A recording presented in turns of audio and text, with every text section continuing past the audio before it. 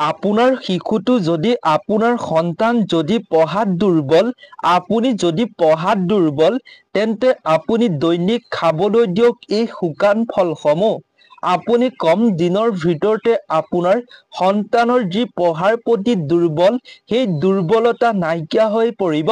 নমস্কাৰ প্ৰিয় বন্ধুসকল, পুনৰ এবাৰ আপোনালোক সকলোকে এটা খুবেই গুৰুত্বপূৰ্ণ ভিডিঅ'লৈ আন্তৰিক স্বাগতম জনাইছো। প্ৰিয় বন্ধুসকল, আমি প্ৰায় বিভিন্ন ফল-মূল খাওঁ, কিন্তু আমি নাজানো যে কিছুমান এনেকুৱা শুকান ফল-মূল আছে, যিবোৰ আমি শুকান ফল-মূল খালে আমাৰ যি পঢ়াৰ প্ৰতি দুৰ্বলতা থাকে, সেই দুৰ্বলতা আমি অতি কম দিনৰ ভিতৰতে নাইকিয়া কৰিব পাৰোঁ।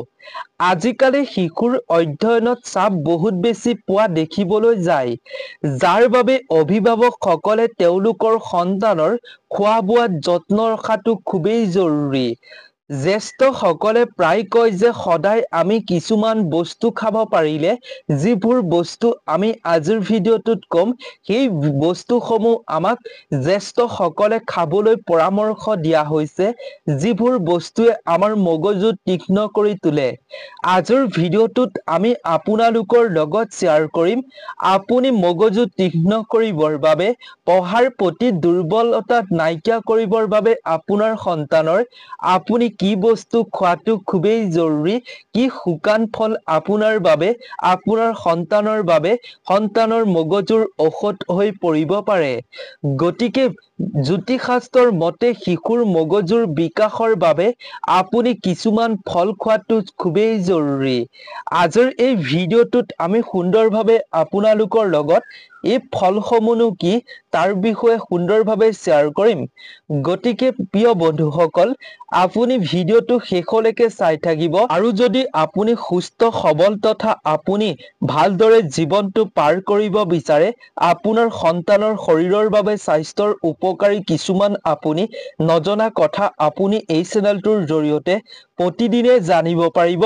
সেইবাবে সুস্থ সবল জীৱন যাপন জীয়াই থাকিবৰ বাবে আপুনি এই চেনেলটো অৱশ্যেই ছাবস্ক্ৰাইব কৰি ৰাখিব।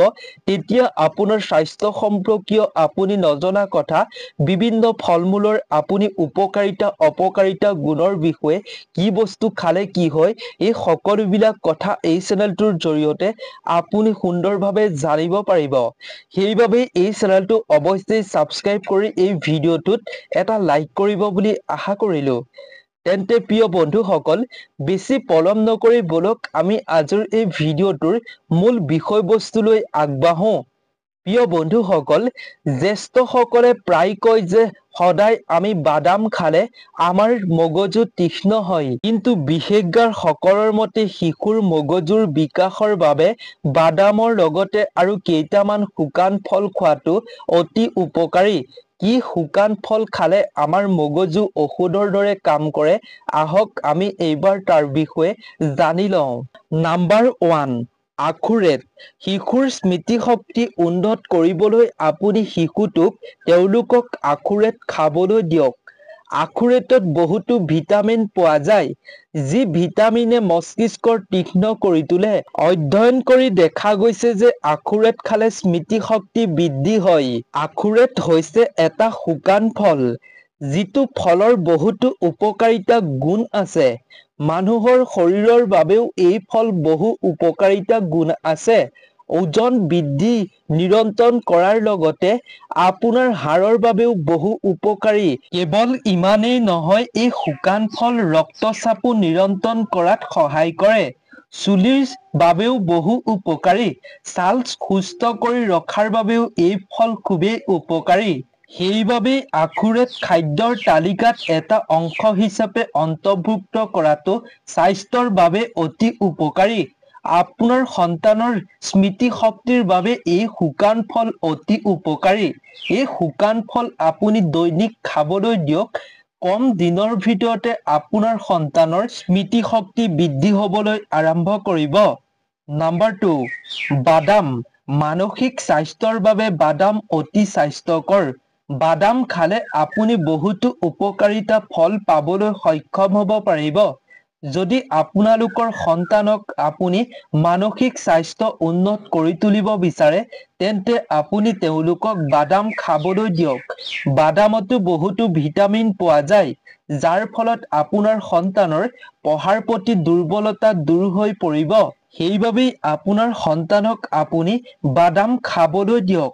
বাদামত বহুতো উপকাৰিতা গুণ পোৱা যায়, যাৰ ফলত আপোনাৰ মগজুৰ স্বাস্থ্য উন্নত কৰি তুলিব।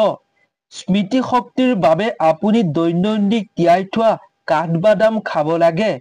কাঠবাদামত প্ৰটিন, আঁহ, ভিটামিন ই আৰু কেলচিয়াম আৰু তাপমাত্ৰা আৰু মেগনেছিয়াম আদিৰ দৰে পুষ্টি থাকে, যিয়ে আপোনাৰ মগজুৰ স্বাস্থ্য উন্নত কৰি তুলিব পাৰে। তিয়াই থোৱা নহ'লে আপুনি আন প্ৰকাৰে তেওঁলোকক কাঠবাদাম খুৱাবলৈ চেষ্টা কৰিব লাগে। এনে কৰিব পাৰিলে আপোনাৰ সন্তানৰ মগজু আপুনি অতি সোনকালে উন্নতি কৰি তুলিব পাৰিব। উন্নত আপুনি দেখিবলৈ পাব। নাম্বাৰ 3, ৰঙালাও গুটি। ৰঙালাও গুটিয়ে মগজুৰ ঔষধ বুলি কোৱা হয়। মগজুৰ বাবে ৰঙালাওৰ গুটি ঔষধ বুলি কোৱা হৈছে। ইয়াত এন্টিঅক্সিডেন্ট আৰু মেগনেছিয়াম, আইৰণ, তাম আৰু জিংক থাকে। ইয়াত থকা মেগনেছিয়ামে শিকা আৰু দক্ষতা আৰু স্মৃতি শক্তি বৃদ্ধি কৰে। লগতে ই আপোনাৰ ৰোগৰ পৰাও সুৰক্ষা দিয়াত সহায় কৰিব।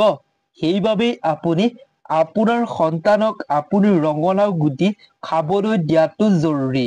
আপুনিও খালে বহুতো ৰোগৰ পৰা আপুনি সুৰক্ষা পাব পাৰিব। ৰঙালাও গুটিকো মগজুৰ ঔষধ বুলি গণ্য কৰা হৈছে।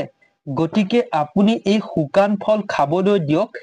আপোনাৰ সন্তানক অতি কম দিনৰ ভিতৰতে মগজু আপুনি উন্নত কৰি তুলিব পাৰিব। প্ৰিয় বন্ধুসকল, পঢ়া শুনাত চোকা হ'বলৈ কোনো এনেকুৱা বিশেষ ফল বা খাদ্য নাই। পুষ্টিৰ খাদ্যৰ লগত মস্তিষ্কৰ কাৰ্যকাৰিতা বৃদ্ধি কৰিবলৈ আপুনি ভিটামিনযুক্ত খাদ্য খাব লাগে। কেৱল আপুনি এই ফল-মূল খালেই যে আপোনাৰ সন্তান পঢ়াত চোকা হ'ব তেনেকুৱা নহয়। আপোনাৰ সন্তানে ভালদৰে পঢ়া শুনাও কৰিব লাগিব। কেৱল এয়া স্মৃতি শক্তি বৃদ্ধি কৰিবৰ বাবে, মগজু আপোনাৰ উন্নত কৰিবৰ বাবেহে এই ফলসমূহ খোৱাটো অতি উপকাৰী। প্ৰিয় বন্ধুসকল, ব্ৰাহ্মী শাক-পাচলি সেৱন কৰিলেও স্মৃতি শক্তি বৃদ্ধি আৰু মগজুৰ কাৰ্যক্ষমতা বৃদ্ধি কৰে বুলি জনা যায়। কিছুমান গৱেষণাৰ পৰা জনা গৈছে যে ব্ৰাহ্মীয়ে মগজুৰ কাৰ্যক্ষমতা বৃদ্ধি কৰিব পাৰে আৰু স্মৃতি শক্তি উন্নত কৰাত সহায় কৰিব পাৰে, যাৰ ফলত পঢ়া শুনাত মনোযোগ ক্ষমতা বৃদ্ধি কৰিব পাৰে। ব্ৰাহ্মী শাকত ভিটামিন বহুতো পোৱা যায়। ব্ৰাহ্মী শাকৰ পাত সেৱন কৰিলে চৰ্দি, কাহ আৰু অন্যান্য ৰোগৰ পৰাও ৰক্ষা পাব পাৰি। ব্ৰাহ্মী শাকে কেৱল স্মৃতি শক্তি বৃদ্ধি কৰাই নহয়, ই মগজুৰ কাৰ্যক্ষমতা আৰু মনোযোগ আৰু শিক্ষাৰ ক্ষমতাটো উন্নত কৰাত সহায় কৰে। সেইবাবেই আপুনি আপোনাৰ সন্তানক ব্ৰাহ্মী শাক খাবলৈ দিব পাৰে। এই শাক আপুনি সন্তানক খাবলৈ দিলে আপোনাৰ সন্তানৰ স্মৃতি শক্তি বৃদ্ধি আৰু মগজুৰ কাৰ্যক্ষমতাও বৃদ্ধি হ'ব। লগতে আপুনি প্ৰিয় বন্ধুসকল, আপোনাৰ খাদ্যত পিঁয়াজ অন্তৰ্ভুক্ত কৰিব লাগে। স্মৃতি শক্তি বৃদ্ধি হয় বুলি কোৱা হৈছে। নিয়মিতভাৱে আপুনি শাক-পাচলি খাদ্যত অন্তৰ্ভুক্ত কৰিলেও স্মৃতি শক্তি বৃদ্ধি পাব। গতিকে আপুনি এইসমূহ বস্তু খাবলৈ দিয়ক। আপোনাৰ সন্তানৰ মগজু অতি সোনকালে ভাল হৈ উঠিব, অৰ্থাৎ উন্নত হৈ উঠিব। স্মৃতি শক্তি বৃদ্ধি পাব, মগজুৰ কাৰ্যক্ষমতা বৃদ্ধি পাব অতি কম দিনতে। গতিকে আজিৰ ভিডিঅ'টো ইমানেই আছিল। যদি ভিডিঅ'টো চাই ভাল পালে তেন্তে আপোনাৰ আত্মীয়ৰ লগতো শ্বেয়াৰ কৰিব। গতিকে নতুন এটা আপোনাৰ শৰীৰৰ বাবে উপকাৰী ভিডিঅ'ৰ লগত পুনৰ এবাৰ লগ পাম। আজিৰ ভিডিঅ'টোৰ পৰা বিদায় লৈছো। ধন্যবাদ।